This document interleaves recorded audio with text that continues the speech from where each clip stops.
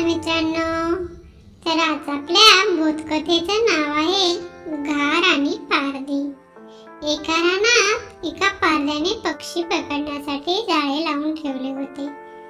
त्यावेळी एक घार कबुतराला पकडण्यासाठी त्याच्या मागे लागली होती. पाठलाग करता करता घार नेमकी त्या जाळ्यात अडकली.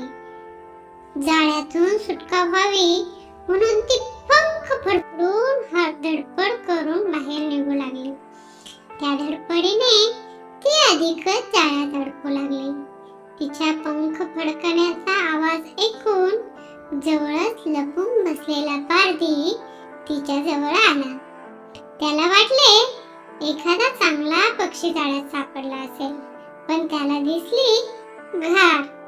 घारीला पाहून पारध्याला खूपच राग आला.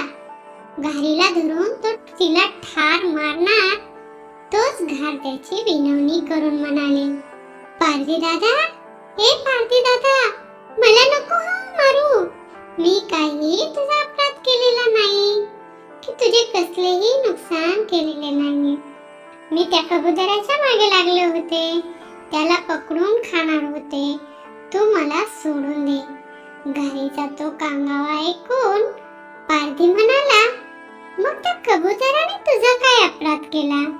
तुला शिव्या दिल्या की तुझे काही नुकसान केले? एवढे बोलून पारध्याने घारीची मान आवळून तिला ठार मारले. तर बालमित्रांनो, या गोष्टीतून आपल्याला काय बोध मिळतो?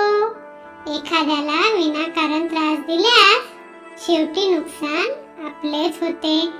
धन्यवाद बालमित्रांनो.